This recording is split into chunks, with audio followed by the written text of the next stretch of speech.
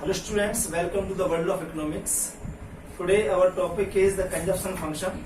In this video we will discuss about the consumption function, its behavior with the help of formulas and schedule and with the help of diagram. So let's start with the definition of consumption function.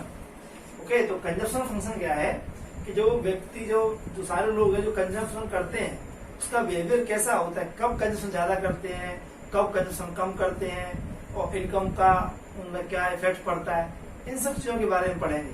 तो पहले इसकी definition देखते हैं कि वास्तव में consumption function होता क्या है।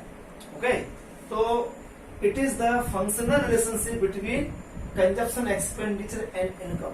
देखो, जो भी व्यक्ति जितने भी इकोनॉमी में जो कंजम्पशन होता है, जो कंजम्पशन एक्सपेंडिचर होता है, वो इनकम पर डिपेंड करता है। ओके, तो इनकम पर डिपेंड करता है, तो कंजम्पशन और इनकम के बीच में जो रिलेशनशिप रहती है उसे ही बोलते हैं कंजम्पशन फंक्शन। नाम से स्पष्ट हो रहा है, फंक्शन इसका कंजम्पशन फंक्शन। तो कंजम्पशन का जो फंक्शन है वो किस पर डिपेंड कर रहा है, वो डिपेंड करता है इनकम पे।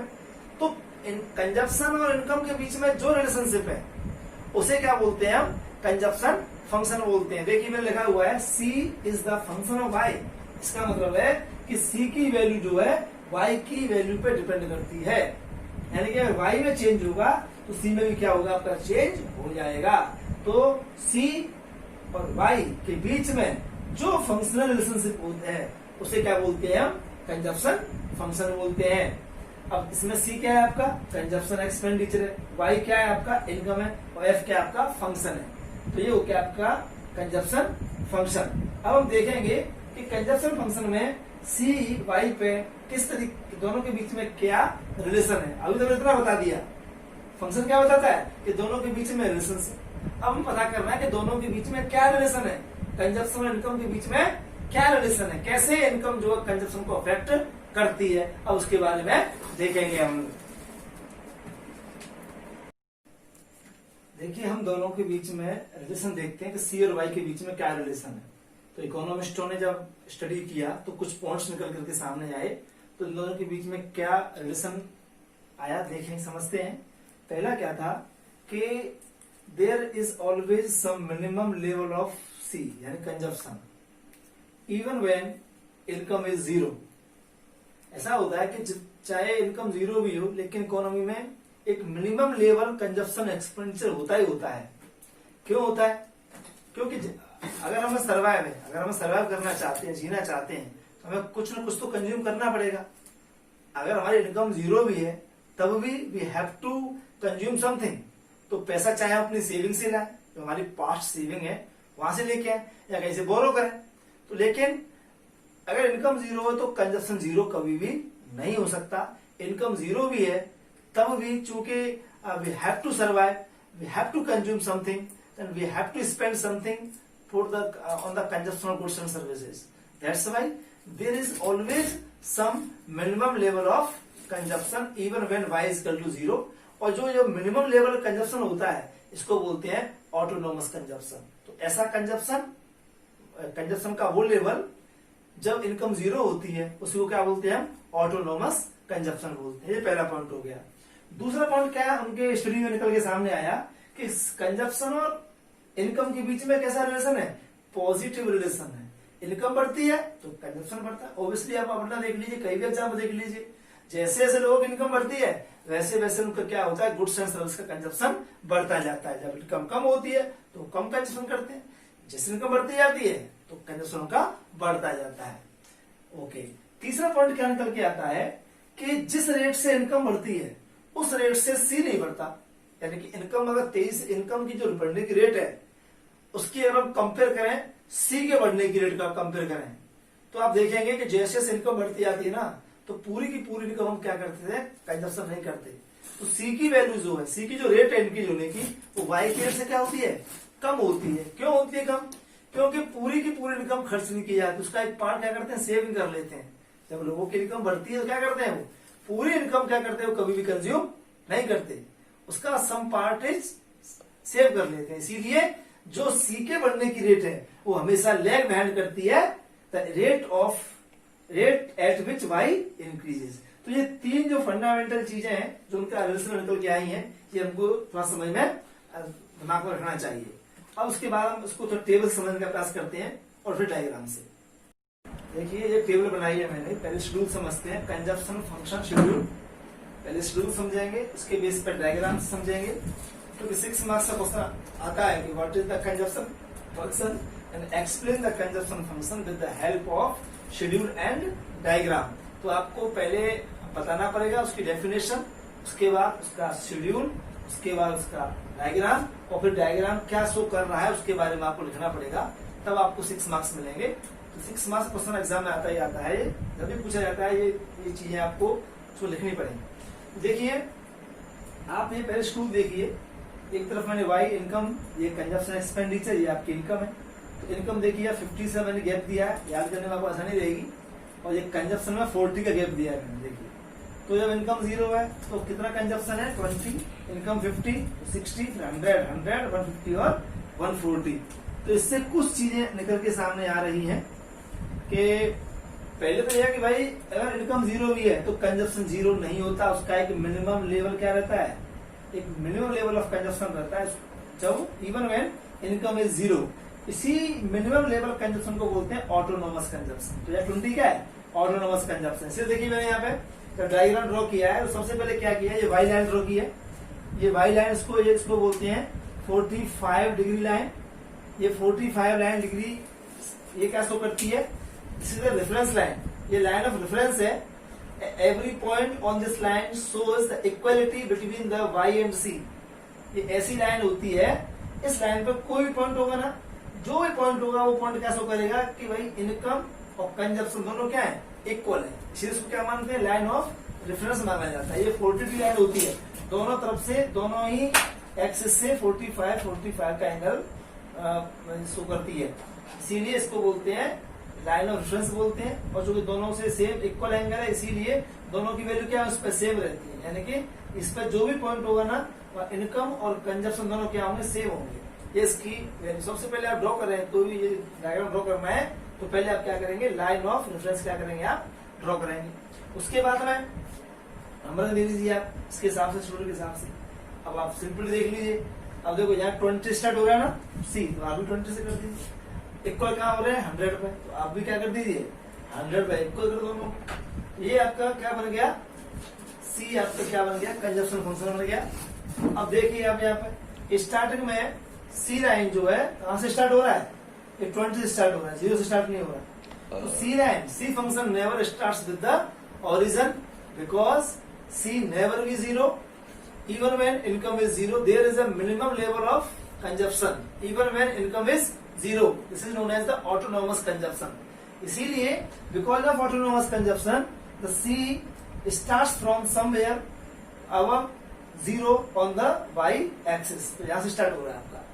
फिर देखिए स्टार्टिंग में आप देख रहे हैं कि कंजप्शन की जो लाइन है, सी लाइन क्या है, above the Y line. Y line से क्या है, अबव है। स्टार्टिंग में क्या होता है कि सी जो है कंजप्शन क्या होता है, जब तक मिनिमम लेवल कंजप्शन नहीं आता, जब तक कि इनकम के इक्वल नहीं आता कंजप्शन, तब तक क्या रहता है, कंजप्शन इनकम से ज्यादा रहता है। तो initially consumption is above the income, यानी consumption line is above the Y line. Then eventually point comes where consumption and Y line intersect each other.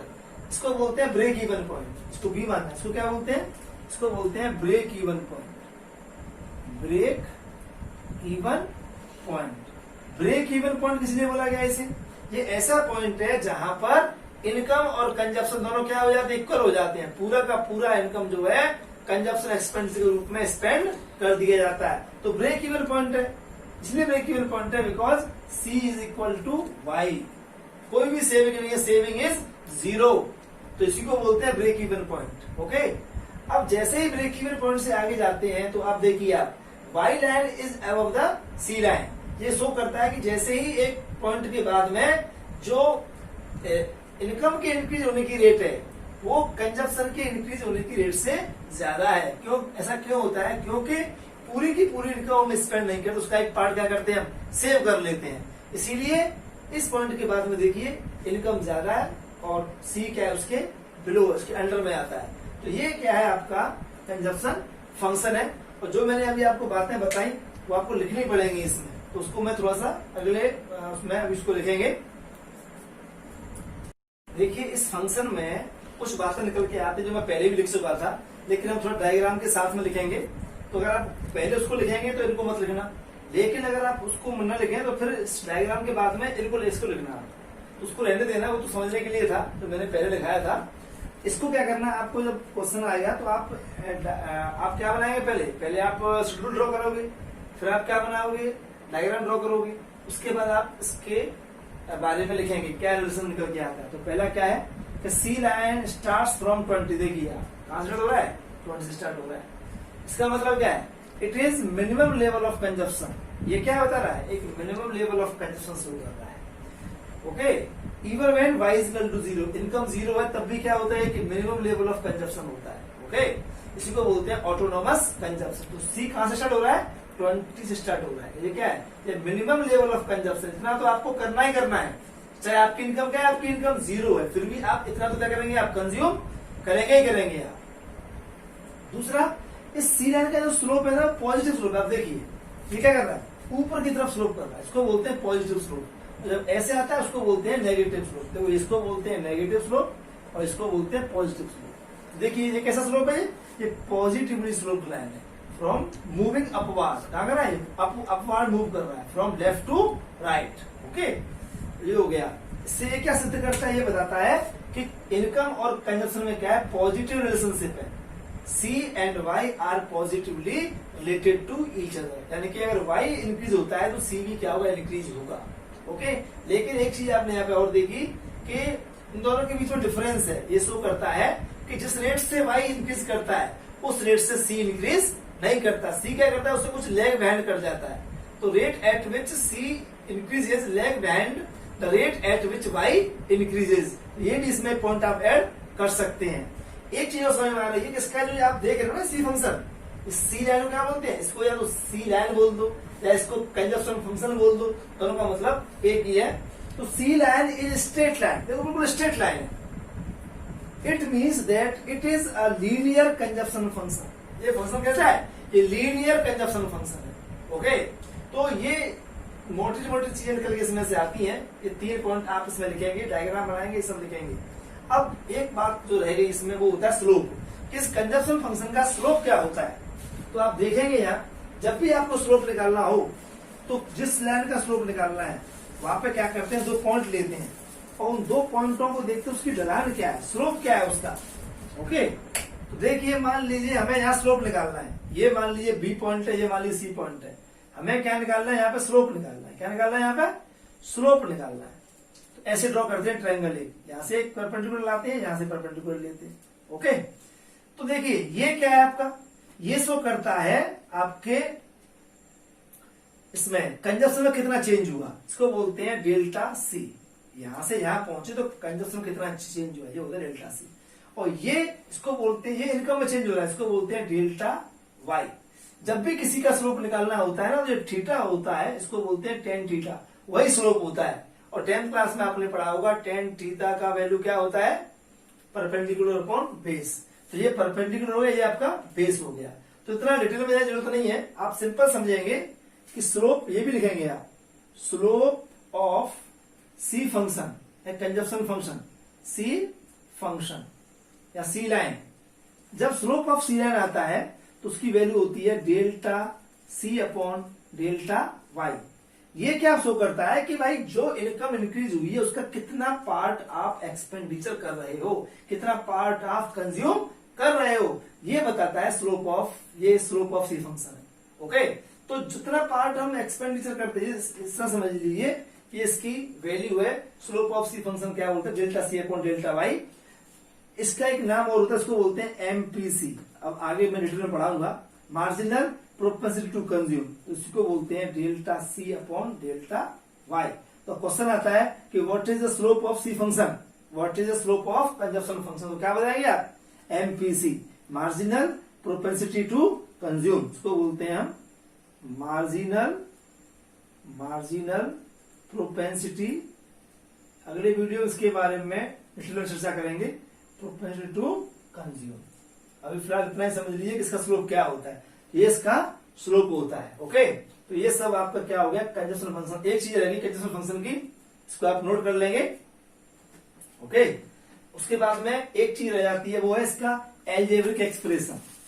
Algebraic expression का मतलब होता है कि इसको मैथमेटिकल फॉर्म में कैसे लिखा जाता है।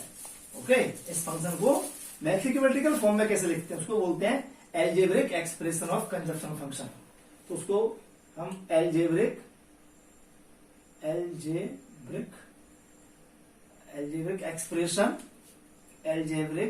Expression of consumption function. Okay, तो कंजप्शन फंक्शन का जब हम एल्जेब्रिक एक्सप्रेशन देखें तो C is equal to C bar plus B Y.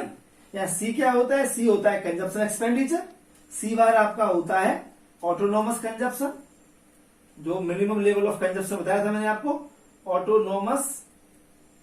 Autonomous consumption. Okay, it is the minimum level of consumption when y is equal to 0।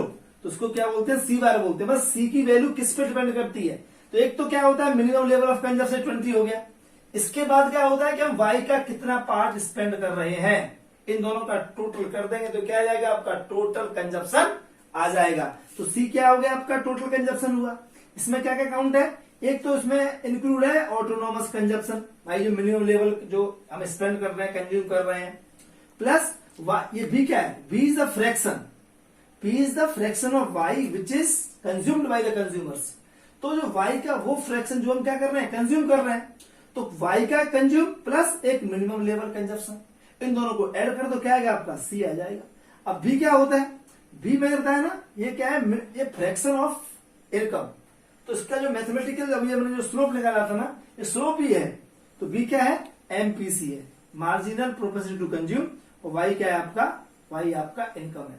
तो ये आपकी जो है, ये जो है आपका मैथमेटिकल एक्सप्रेशन, इसको बोलते हैं algebraic expression of consumption function. तो B क्या है, B क्या है कि ये Y का वो पार्ट है जो क्या करते हैं हम कंजप्शन करते हैं, कंजप्शन या इसको हम कंज्यूम करते हैं। और C क्या है, C बार क्या है, इसको बोलते हैं ऑटोनोमस कंजप्शन, या मिनिमम लेवल ऑफ कंजप्शन है, जो जब इनकम क्या होती है 0 होती है उस समय जो कंजप्शन होता है उसको बोलते हैं autonomous consumption, that is C bar. और B क्या है, MPC क्या होता है, it is the fraction of change in income which is consumed by the consumer. Okay, या spend on the purchase of goods and services, इसको बोलते हैं। ओके, अब इसके बारे में आगे थोड़ा और डिटेल पढ़ेंगे।